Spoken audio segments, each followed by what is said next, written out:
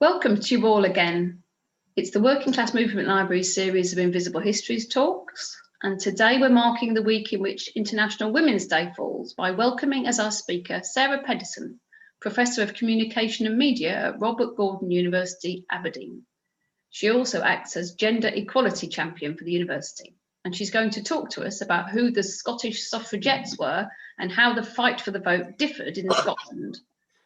The library's events are, as usual, free. However, as usual, we would like to encourage you to support the library if you're able to do so. And there is a donate button on our website.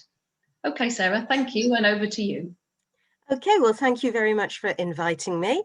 It's lovely to come so far down south. At least virtually. So I have some PowerPoint slides, which I hope you can see. This is purely so that you have some nice pictures to look at rather than just looking at me.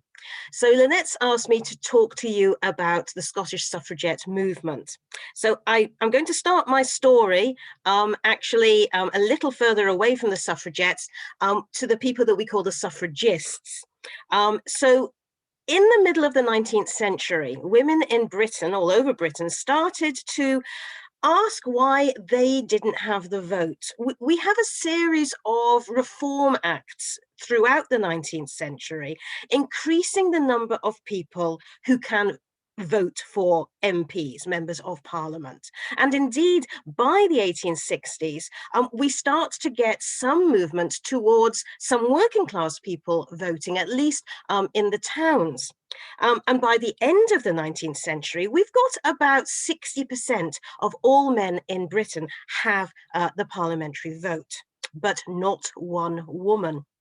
So in the 1860s, we start to get women, and I have to admit mostly middle and upper class women, coming together to campaign for the vote for women.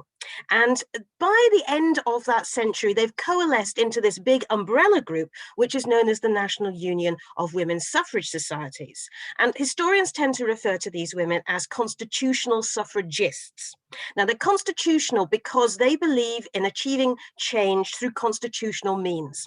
And that means lots and lots of letters to their MPs and signing of petitions. And every year since the 1860s, lots of petitions with thousands of women's signatures on them are handed in to Downing Street and to the House of Commons. And these women do not get what they're asking for. Now, by the end of the 1870s, we have three big branches of the NUWSS set up in Scotland, in Aberdeen, and in Glasgow, and in Edinburgh. And these women do a lot of missionary work in order to set up small groups in the cities and the towns and the islands throughout Scotland. So again, by the end of the 19th century, you're going to be quite close to a branch of the National Union of Women's Suffrage Societies. Now, these women tend to have small meetings at homes, in the sort of the drawing room of somebody's house, occasional public meetings, but it's very much the ladies talking to each other over their cups of tea. And they do occasionally sort of have these big general meetings, but again, it tends to be women that are going to these meetings.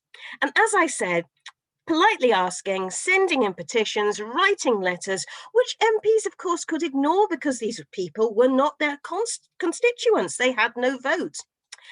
In 1903, this lady here, Emmeline Pankhurst, loses patience with the approach of let's ask nicely. And she leaves the NUWSS and she sets up her own organization, the Women's Social and Political Union, the WSPU. We call them the suffragettes. This is actually a term that was bestowed on them by the dear old Daily Mail. The Daily Mail dreamt up the suffragettes as a kind of a patronizing, serviette kind of thing. So, but the suffragettes were happy to embrace this title. So Mrs. Pankhurst is the widow of a socialist politician, and she is from Manchester. And so she sets up the WSPU in Manchester, and she's joined by her three daughters, Annabel, Adele, and Sylvia, in this organization. So they are slightly different to the suffragists because they think that the way to get this, the quest for a vote for women on the political agenda is to make it more visible. And to this reason, they go along to political meetings and they ask the question, what do you, the MPs speaking, what do you think about votes for women? Now, to us, that doesn't sound very shocking, women going along to political meetings and asking questions. But to Edwardian sensibilities, this was unbelievably shocking.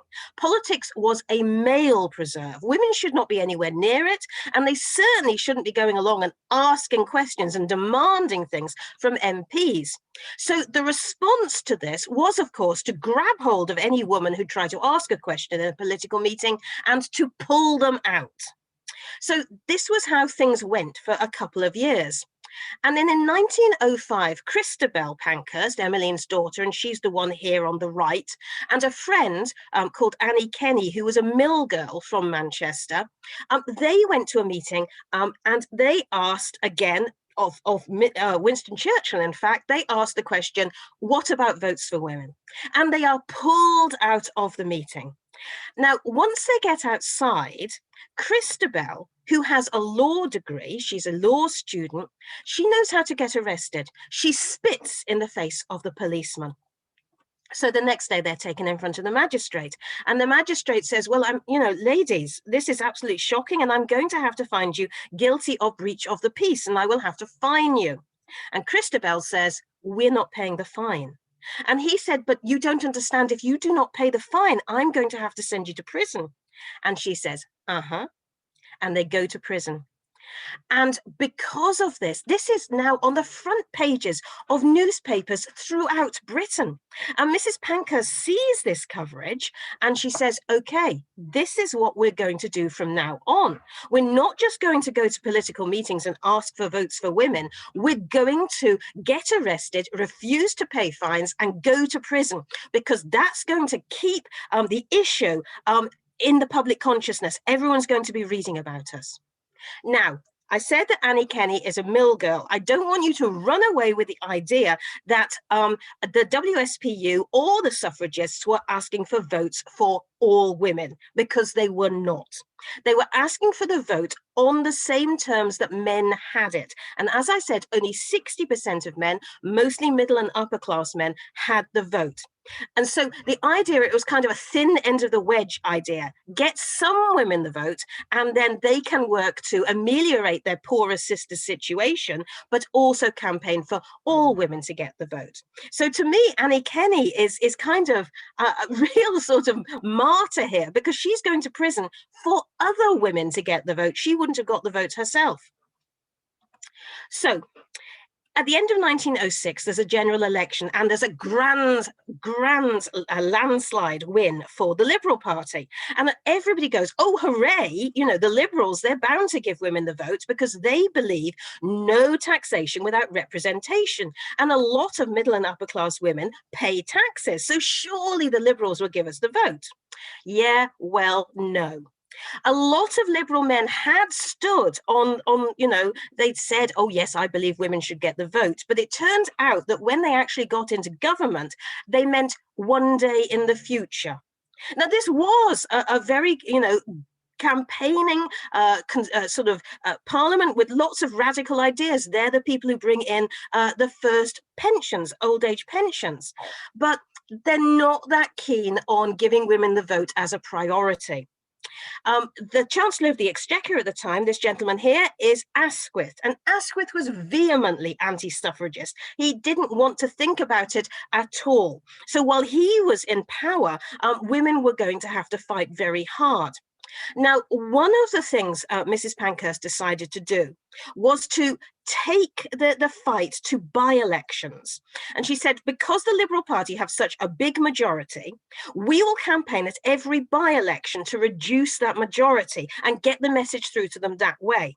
So the idea was that the suffragettes would go along to a by-election and they would campaign against the Liberal candidate.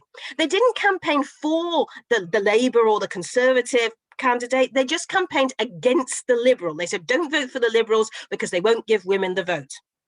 So if they were going to do that, then the WSPU had to become a British, a whole, covering the whole country organisation. So Mrs. Pankhurst herself moves down to London, so she's closer to the newspapers and to the seat of government, and she sends women throughout the British Isles to establish branches of the WSPU. And the woman on the left, Teresa Billington, is the woman who is sent from Manchester up to Scotland. Now, Teresa Billington was a school teacher, but she'd stopped teaching some years before and had actually been the first paid woman campaigner for the Labour Party. But she then is sort of almost poached by Mrs. Pankhurst, and she becomes a paid organiser for the WSPU, and up she comes to Scotland. So she arrives in Edinburgh and starts holding very large open-air meetings. This is the summer, so she's lucky with that. And hundreds of people turn out to see her speak. Now, to be frank, there is a novelty value here. Teresa Billington is one of the women who has been fighting with policemen and has gone to prison for her beliefs. So you would be interested in seeing her, you know, just for the novelty. But when you turned up to listen to her, she was a brilliant speaker. She was very funny. She dealt well with hecklers. And if you weren't able to go along to Edinburgh or East Fife or wherever it was that she was speaking, you could read her speeches in the newspapers because she was covered. All her speeches were covered verbatim in the newspapers. So Scottish people with their morning breakfast would get to read exactly what the suffragettes were demanding. And because many men went to this meeting, then her speeches were covered in the main part, the news and the political part of the newspapers, rather than the women's pages, which was where the NUWSS, the suffragists meetings, had tended to be covered. So Teresa Billington starts traveling around Scotland. You know, Stirling is where the Prime Minister, Henry Campbell Bannerman, he was the MP for Stirling, and Asquith was the MP for East Fife. So she was really taking the fight to the enemy. The first person she recruits in Scotland is Helen Fraser, who is an artist from Glasgow. And Helen and herself start moving around the country, setting up branches of the WSPU and encouraging women to leave the constitutional suffragist organisations and join the militant organisations. So this is a photograph that we have of Helen Fraser, actually speaking just to the south of where I am now, in Stonehaven in Aberdeenshire. So you'll see that they took the fight to the men. They're not sitting in at homes and having cups of tea with other ladies. Instead, this is a campaign for a by-election in South Aberdeenshire. And she went along, this is a farmer's mart, and she just took an old stool and she stood up on the stool. This is February, so you can see how cold it is as well. And she starts trying to persuade men not to vote for the Liberals, which was very difficult in this area because it was a Liberal stronghold. So you can see that she's not got a microphone or a megaphone or anything like that. And she's just standing on an old stool or whatever it was that she could find. And you can see the men are not looking overly impressed either. Now, sometimes when the suffragettes went out to do this kind of talk, they would have insults and heckling thrown at them. And sometimes they'd have mud and stones thrown at them. And sometimes they'd actually be grabbed and they would be hauled off and dumped into the duck pond or into a local stream. And their clothes might be sort of ripped as they were being pulled around. But still, every morning they would get up again and they would get dressed again and they would go out and they would try and persuade men not to vote for the Liberals. Now, a lot of people, as I said, always turned out to see the suffragettes in person because there were a lot of cartoons that you could get as picture postcards or in the newspapers. And this was the popular view of the suffragettes. Now, I have to say, it does look a bit like Helen Fraser, which is a bit of a pity. But this is the kind of image people had of the suffragettes. They were ugly old harridans who didn't have any men, and therefore they spent their lives meddling in the male sphere. In fact, it was suggested that suffragettes, because they had no man of their own, wanted to get arrested by policemen because that was the only time they would feel a man's arms around them, when a policeman grabbed hold of them to arrest them. Now, it wasn't just individual women going out and trying to persuade the men. We also had enormous marches, and this is a march that happened in 1907 in Edinburgh along the main road, which is Princes Street in Edinburgh. Now, this was a very well-organized march. The suffragettes came up with the idea, but they approached the suffragists, which, you know, was politically tricky because they were hemorrhaging membership to the militant organizations. But both organizations got together and they had this long march of about 1,000 women along Princes Street. And we talk about the suffragettes and the suffragists as being the first wave of feminism, and that's all to do with collective action of women. And this is a collective movement. The women were all told to wear the same colors and to wear rosettes or sashes or to carry banners, all with the same colors on. So it doesn't look like a bunch of individuals. It's a movement of women all working together. And it's the women marching down the street, and it's the men having to stand at the sidelines and look on. And that must have been very odd for Edwardian men. They were the ones used to be the ones marching, whether it was trade unions or soldiers, and the women were supposed to stand at the side on the pavements. They shouldn't be the ones having the roads closed down for women to march. So we have this event. Now, this event is politically amazing that they organized it, because as I've already said, it's both the suffragists and it's their kind of rivals for membership. It's the suffragettes. But what this march also is two different militant groups. Because in 1907, Teresa Billington left the WSPU. Now, there were a whole bunch of women, particularly women who had been there right from the beginning in Manchester and who had come from socialist circles. And they were getting a bit fed up of Mrs. Pankhurst's, let me describe it as autocratic manner. So she tended to say, you're the army and I'm the general, and I tell you to go there and do this, and you don't argue. You just listen to what I say and you do it. And I don't have time for committees, and I don't have time for argument and discussing. We're just going to do it my way. And they were getting a bit tired of that. Now, there was supposed in that autumn of 1907, there was supposed to be a big conference of the WSPU where the constitution was going to be looked at again. And Teresa Billington and other women started to write to each other saying, now, don't get me wrong, Mrs. Pankhurst has been wonderful. She's done such a lot, but perhaps it's time she stepped down, and perhaps some other women could take over for a bit, and we could perhaps give the branches a little more say in what's going on. Surely that would be fine. Well, Mrs. Pankhurst got to hear of these plans, and she said, okay, first of all, this constitution you're so fond of, cancelled. We don't have one anymore. And you know, there's this conference that you want, cancelled. That's not happening. And if you're not happy with the way I run this organization, you know what you can do.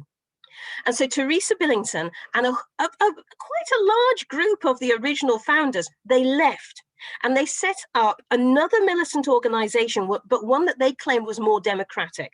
And that's the Women's Freedom League. Now, because Teresa Billington had been such a power in the Scottish suffragette movement, because she'd been the one to start up all the branches in Scotland, when she moved to the Women's Freedom League, a lot of women in Scotland moved to it too.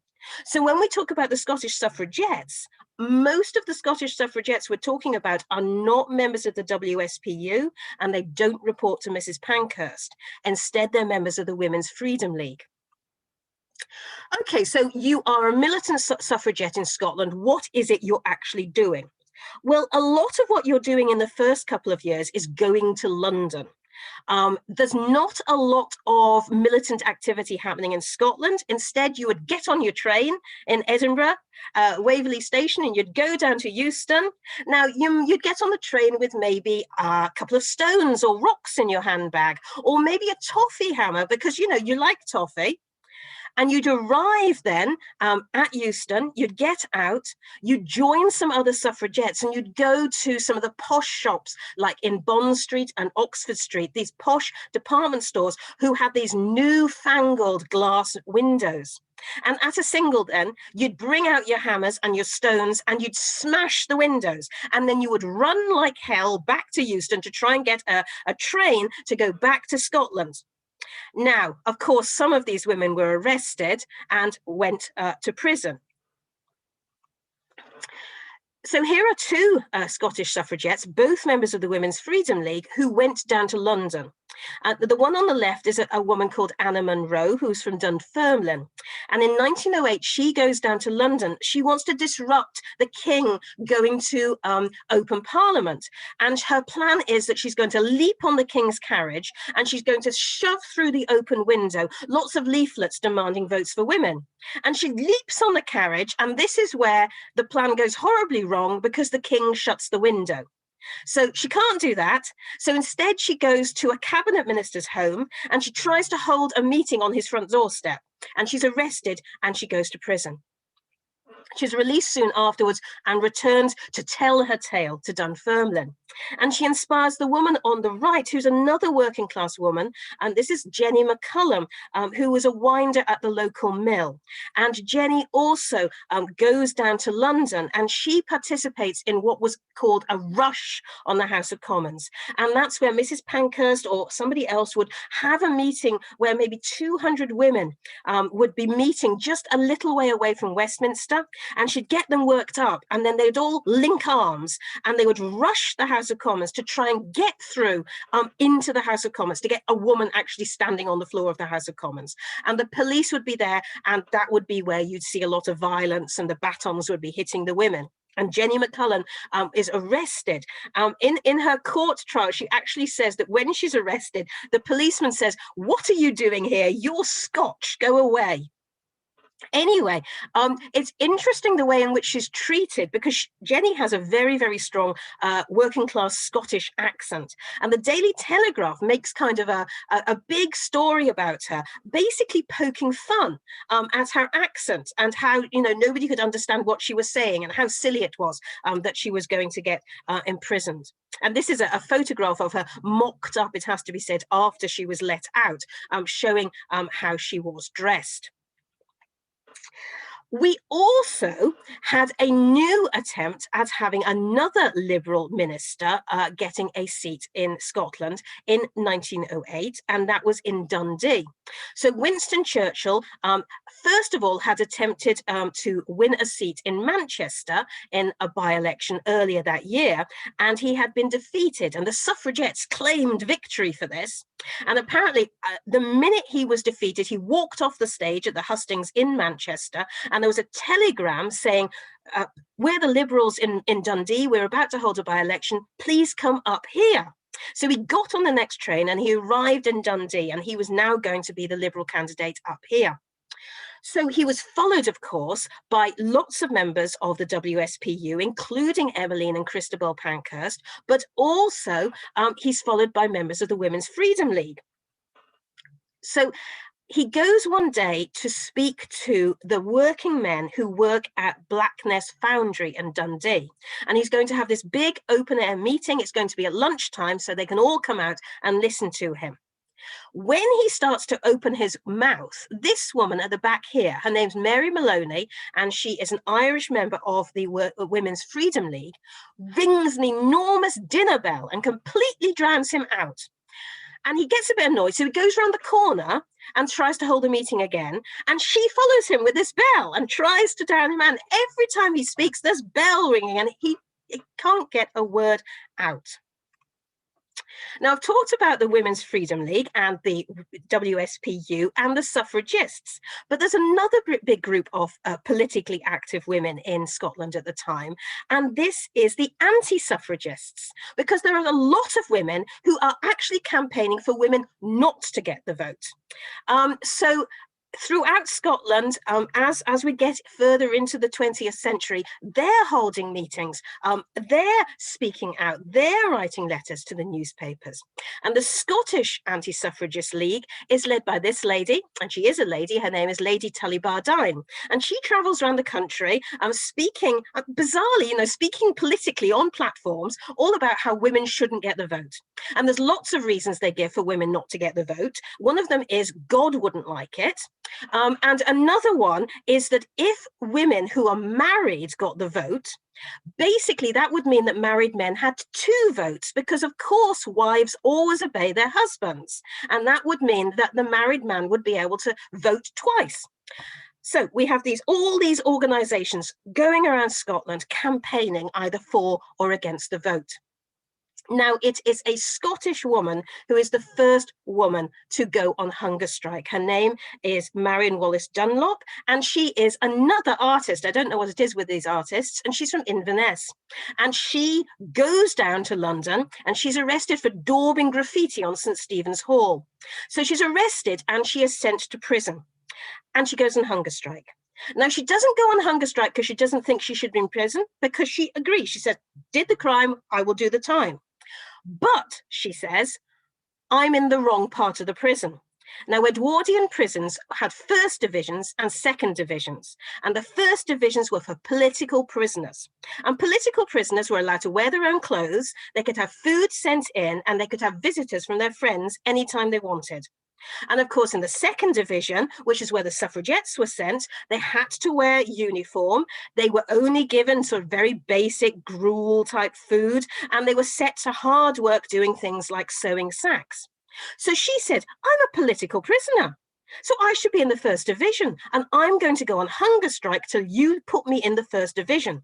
So she went on hunger strike. And again, there was enormous coverage of this in the newspapers. There were questions asked in the House of Parliament. This was really worrying. And after 91 hours, she was released. And Mrs. Pankhurst said, this is what we're going to do from now on. We're going to refuse to pay our fines, we're going to go to prison, and then we're going to go on hunger strike, because it keeps getting the headlines in the newspapers, and it also means they'll let us out quickly. Well, of course, it didn't, because the next thing that happens is that they introduced force feeding. And that meant that the women who went on hunger strike were, as you can see, held down, and a hose would be put either into their mouth, or if they kept their mouth clamped shut and they couldn't open their mouth, it would be put down the nose. And then a doctor would pour kind of a very watered down gruel into their stomach.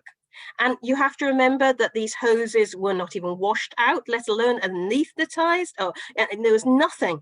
They were just stuck down the woman, and then they were hoiked out, and then the doctor and the matrons would go into the next cell to the next suffragette who was on hunger strike, and they would use the same hose and hold her down. And some of these women were force-fed over 100 times. So, of course, you can imagine the outcry in the country, and you can see the government is murdering women, the government is torturing women. So this is where we get the upsurge of violence, and it's not just in England, it's also in Scotland. It has to be said, Scotland did not force feed. Force feeding starts in 1909 down in England. Scotland refuses to force feed. So the suffragettes who went to Scottish prisons, even if they were English women who'd come up for the day, would be let go if they went on hunger strike. But we get the violence throughout the country. We've got arson. So Perthshire Cricket Club, for example, is burnt down. We have attacks on the railway. So railways have their wires cut. We have a burning down of waiting rooms in the railway. We have attacks on, for example, we have Glasgow Art Gallery. The glass is smashed at the various paintings. And we also in Scotland have attacks on really important monuments that mean a lot to Scottish culture. So there's an attempt to burn down Burns Cottage, and the William Wallis monument is attacked and smashed in an attempt to take his sword away. Then we have attacks on St Andrews University. Arson is happening there. So there's a real fear, and it's, of course, the newspapers, especially newspapers like the Daily Mail, really sort of prompt this fear. You should be worried. There's a great headline in the Motherwell Towns that actually just said 3 middle-aged women spotted getting off a train. And this is like, oh my God, the suffragettes are coming. Just any unknown middle-aged women walking around anywhere, real concern it might be the suffragettes. Dunfermline Abbey won't let women bring handbags into a service anymore for fear they've got a bomb concealed in them. And I mean, there is a bomb that goes off in Westminster Abbey, so there is a reason for this concern. So one of the leading Scottish suffragettes is this woman on the left, and her name is Ethel Moorhead.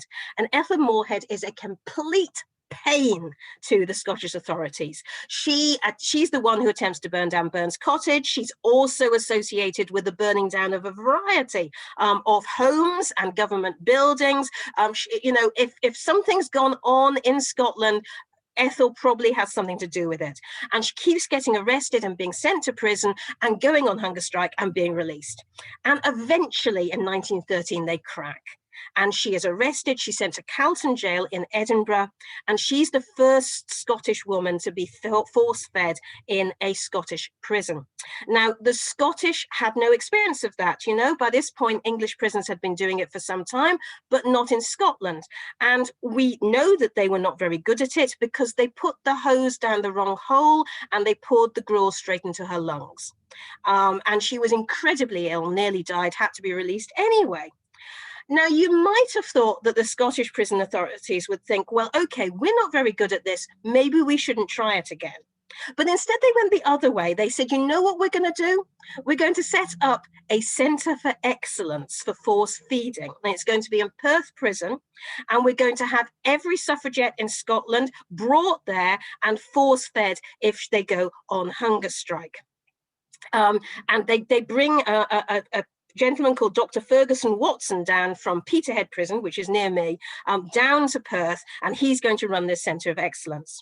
So in the summer of 1914, we have 4 women who spend months locked away in Perth Prison. They're not allowed any visitors, not even their own doctors to visit them, and they are force-fed for months. They're Arabella Scott, Frances Gordon, Fanny Parker, and Maud Edwards. I give their name because I feel like I need to.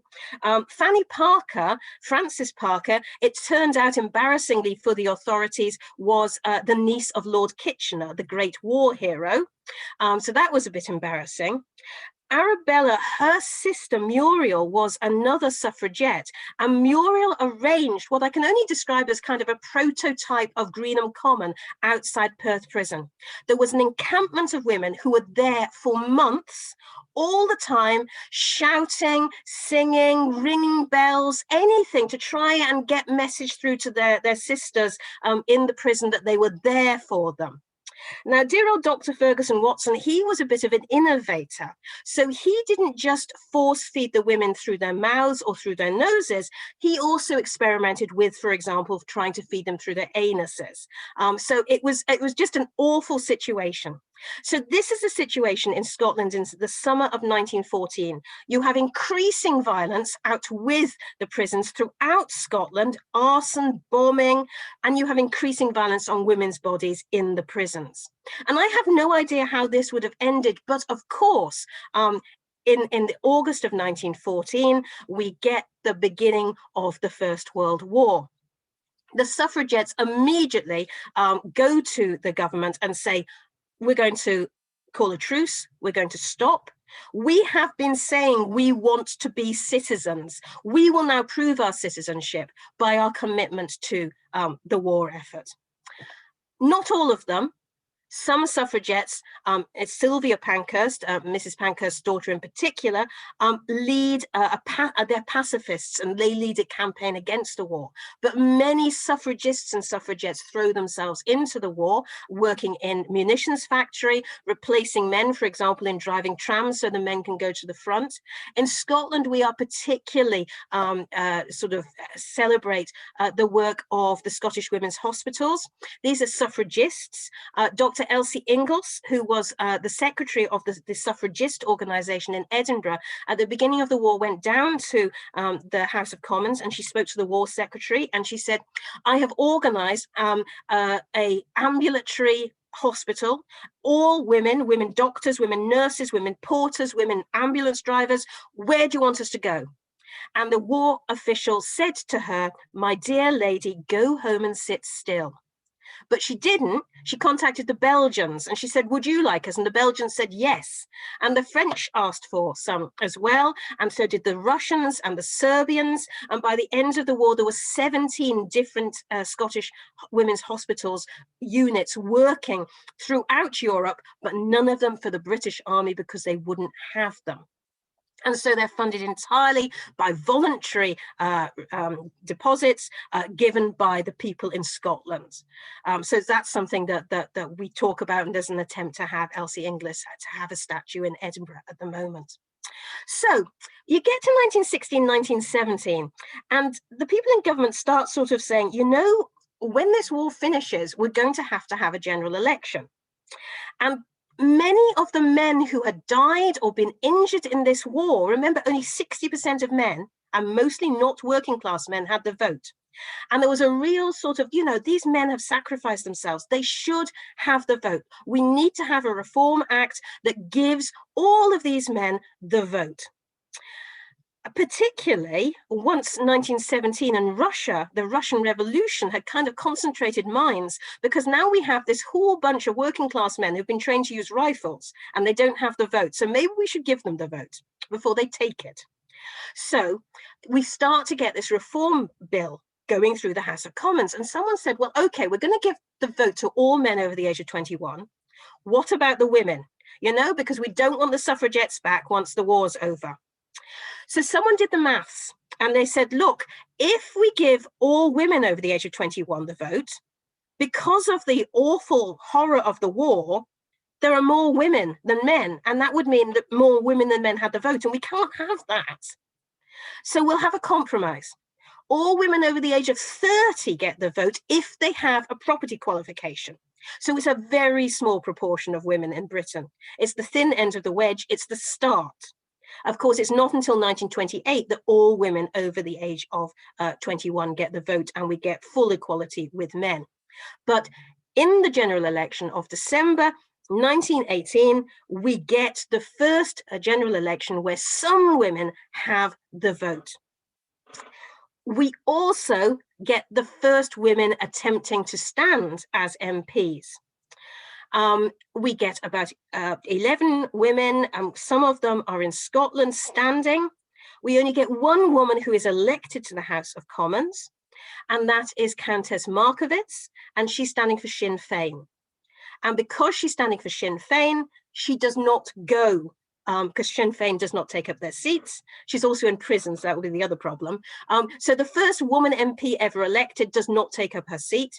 It is, of course, Lady Nancy Astor, who wins her seat through a by-election, who is the first woman MP to take up her seat in the House of Commons.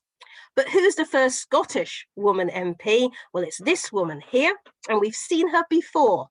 You'll remember Lady Tully Bardine, who spent her time before the war travelling around Scotland telling women that women didn't want their vote. Well, she had a Damascene conversion during the war, and as the Duchess of Atholl, she is the first woman MP for the Conservative Party from Scotland. So I find this absolutely bizarre that this whole story of all these women campaigning to vote, and the first Scottish woman MP is a woman who spent all her energies campaigning that women shouldn't get the vote. But that is where we are. Okay, thank you very much. That's brilliant, Sarah. Thank you so much. That's fantastic. A whistle-stop tour through extraordinary series of characters and situations, from the kind of terrible to the spectacularly hilarious. So I mean, that's wonderful. It feels like a film in waiting to me. I don't. Does anybody have a question or a comment that they would like to make? If anyone would like to wave at me, Ali, can you unmute yourself? Hi, thank you so much for that. Absolutely fabulous. I just thought you might like to know that Anna Munro came to Manchester in 1912 to talk to the Women's Freedom League branch in Burnage Garden Village. So that's a kind of Manchester connection. The other thing is a group of us been doing quite a lot about the women that stood in 1918. And of course, there was your wonderful Eunice Murray. Eunice Murray, yes, is the Scottish woman, and again, Women's Freedom League. Yeah, No, she didn't win a parliamentary seat, but she went on to do so much more in politics in Scotland. I mean, that's the thing that we have to remember. Nobody wanted the vote just to get the vote. They wanted the vote to do things, to change things, to make things better for women and children, and that's what people like Eunice Murray then went on to do. Absolutely. And I wondered, just a final thing, where was Helen Crawford in all this? So we do quite a lot of work about Helen Crawford. So I could do an entire talk just on what's going on in Glasgow. Glasgow is amazing for many reasons, but yes, she is there. I mean, in Glasgow, you've got this real socialist kind of approach. It's the first branch of the WSPU, and some fascinating things happen there, including, what I didn't talk about was that somebody like Helen Fraser is thrown out of the WSPU by Mrs. Pankhurst because she's critical of the militancy, and Helen Fraser goes on then to lead the constitutional suffragists in Glasgow, despite the fact that they don't want her, because they see her as this, dangerous militant person. Yes, there's so much going on in Glasgow, and I have written about it, and there's something coming out next year, but didn't have time to. Lovely, thank you. Well, yes. Tell us what's coming out next year, so people can be watching out for it. I think people. I've got. There's. I mean, to be frank, there are so many books that have come out this year and last year and next year about the suffragettes and the suffragists, and I've got various chapters scattered about. But what I'll do, Lynette, is I will send you a link to some of the material that is freely available on my university site, so that people can go and read about. In particular, somebody I didn't have time to talk about, but is my favourite suffragette, who's a woman called Caroline Phillips, who was a journalist in Aberdeen and has left a whole series of letters, and I've done an edition of her letters. And she also was thrown out of the WSPU by Mrs. Pankhurst. Mrs. Pankhurst was not keen on Scottish leaders setting themselves up as kind of leaders up here, and so quite a lot of Scottish leaders, including Janie Allen down in Glasgow, are thrown out. Because they're setting themselves up against her. The library's IWD tweet was a photograph of Sylvia Pankhurst Way, the road sign, rather than the Emmeline Pankhurst statue. No, I think Emmeline Pankhurst is summed up for me in the fact that at one point she summons her daughter Adele, because Adele has also been critical of her, and then just hands over a one-way ticket to Australia. This is she's an interesting person, Emmeline, but I've had difficulty warming to her. Yeah, me too. Thank you. Thanks, Ali. Would anyone else like to wave at me? I am going to. So I can see Valerie. Do you want to unmute yourself? And after that, Maggie. So yeah, Valerie, you're still on mute at the moment. Can you?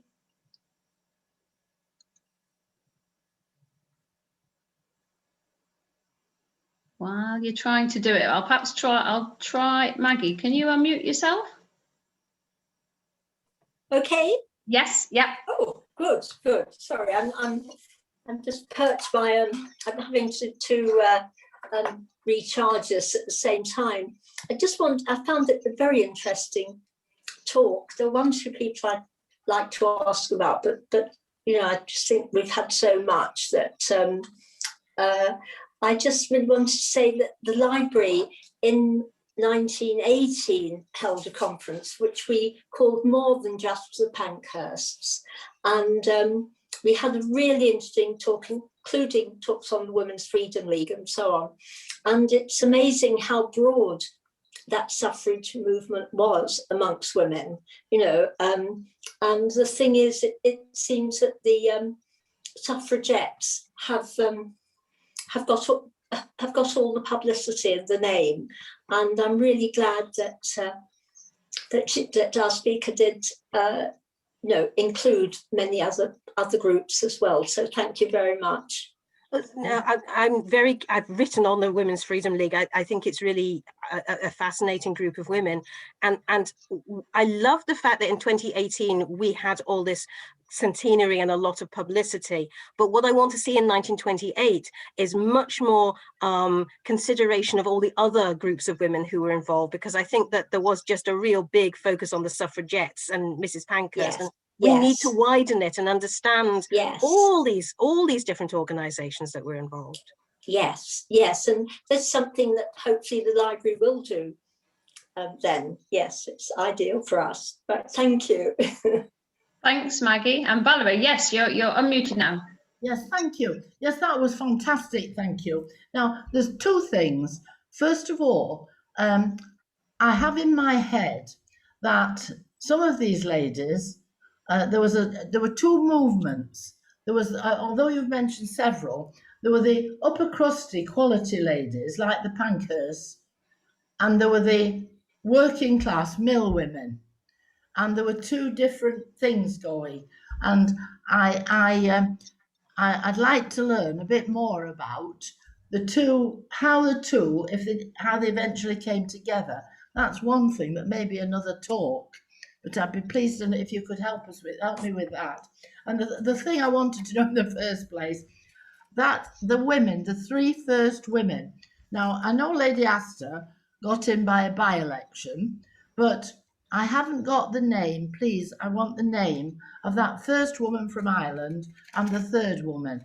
Please, I want to write those down because I'm a bit old and I've got to write it down to remember. Thank you. Okay, well, the first woman, the Sinn Féin woman, is Countess Markovitz. She's not Polish, but she married someone who's Polish. So Countess Markovitz. The third woman I talked about isn't the third woman elected, but she's the first Scottish woman, and that's the Duchess of Atholl. And it's fascinating. I've been around Atholl Palace, and they have a big display about how the Duchess was this suffragist and how she was, you know, the first Scottish woman elected, and they don't make any mention of her campaigning about women shouldn't get the vote. So they've kind of airbrushed that from history. I don't think Mrs. Pankhurst is upper crust. She's middle class. She needs to work for a living. That's one of her problems. Yes, she was a Gore Booth. Thank you. I couldn't remember the name. Someone's just said Countess Markovitz. She's originally a Gore Booth, and she's the sister of either Gore Booth. And she is in Manchester. They were classy women in inverted commas, as opposed to the mill worker women. And that's what I'm a bit confused about. How the two of them eventually, I presume, came together. Well, they do come together in all of the organisations, but I think that there is an acceptance because most working class men don't have the vote, and everybody is campaigning for women to get the vote on the same terms as men. There is an acceptance that really the first people to get the vote are going to be middle and upper class women, and that then they'll be able to use their power for good for their working class sisters, and it's as simple as that. Thank you. Okay, thanks. Yvonne, you've got your hand up. Do you want to unmute yourself? Hit that button. Yvonne? Okay, yes. Can you hear me? Yes. But, the lady that's just finished actually asked the question that I wanted to ask about the names, but I also wanted to say just how fantastic the speaker is. I just thought that was absolutely wonderful. Bit of speaking, really interesting. I can listen to that talk again. Thank you very much. That's a good plug. You can listen to it again because we've recorded it, so it will be going up on our YouTube channel. So yeah, tell your friends. Yeah. Brilliant. Thanks, Yvonne. Thanks. Thank you. And Valerie, Ali Bonan has said many working class women were in the NUWSS. Yes, Look they at were. Selina Cooper in Nelson in Jill Liddington's book. Once we're back open, Valerie, come back to the library and read Jill Liddington's One Hand Tied Behind. Yeah. That's a superb book. It's just absolutely brilliant, that book. Yeah. But oh no, you're back on mute there. You've got Eleanor and Ruth with their hands up. Yeah. I think Valerie, we'll go on to. But Eleanor, can I just say, I tie it in at some future time for us with Barbara Castle and the Women of Dagenham, because I remember that very well, and you know, it sort of follows through, doesn't it? How they were trying to get equal pay. You know, it moves from the vote through to the equal pay, and they're still striving. Yep, definitely. Right, Eleanor, can you unmute yourself?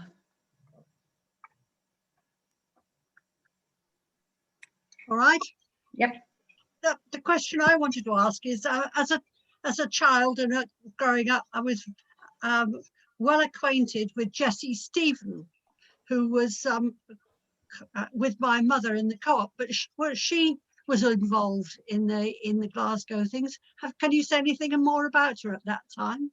Not really. I have to say I'm more of an East Coast person. I'm Dundee and Aberdeen, and that's where I've done my research, because there are so many other people who've done research over down in the Central Belt, as we call it. So I've been trying to explain to people that suffrage happened elsewhere and not just in the Central Belt. So okay, fine. That picture of the woman in Stonehaven was fantastic. That was yeah. Terrific. Oh yeah, no, it's a brilliant photo. Yeah. Yeah. Now somebody has asked a question, Katrina. Do you think that the suffragettes and suffragists will be a bit dissatisfied with our progress?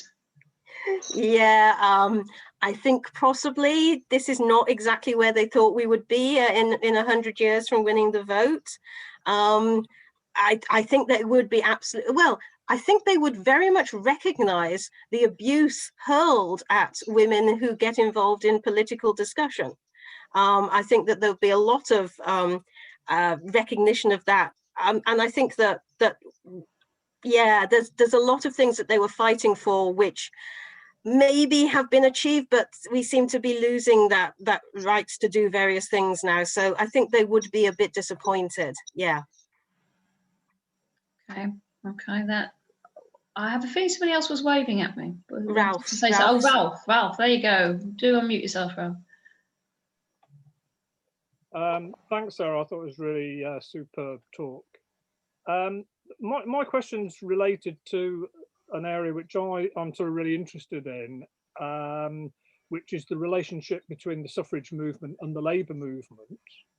And obviously in the Scottish context, the way in which, I mean, you have the suffragettes who are sort of emblematic of this anti-constitutional direct action philosophy of, you know, reliance on women themselves, not looking towards Parliament, you know, really forcing change through mass activity, coinciding with the years leading up to the First World War of this enormous, unprecedented Labour militancy. And of course, in Scotland, there are many strikes, but also there are many strikes of women workers, predominantly young women workers. And I mean, it seems to me there's quite, you know, there's lots of sort of broad evidence of the way in which the two coalesce in the sense of the philosophy of direct action, you know, crossing the borders between the two. And the way in which you see young women, you know, the fact that there's a sort of rejection of constitutional order, of respect for the police and authorities in the suffrage movement, you see replicated in terms of the strikes. So the confrontations on the streets with the police and so on a picket line is very similar to what's happening on the streets of the suffragettes. And it seems fairly clear that there were, however, you know, muted, connections between these two movements in that respect. But I wondered to what extent you'd looked at that, or you had any further evidence of that. I mean, somebody mentioned Jessie Stephen, who, as you said, was in the Glasgow branch, and she was a key figure in what became the Domestic Workers' Union of Great Britain and Ireland. So there clearly were individual suffragettes, working class suffragettes, who were more than just influenced by what was going on in the militant workers' movement, but were active in both. I wonder to what extent you have looked at, or you might have more evidence of this in a Scottish context, of the two movements coalescing. One of the newspapers, the Labour newspaper in Glasgow, is a newspaper called Forward, which is just set up at this time. And the editor of Forward was very sympathetic to the suffragettes. And you actually get, he encourages women to write letters, but there are also columnists, women columnists, who write about women's suffrage in Forward.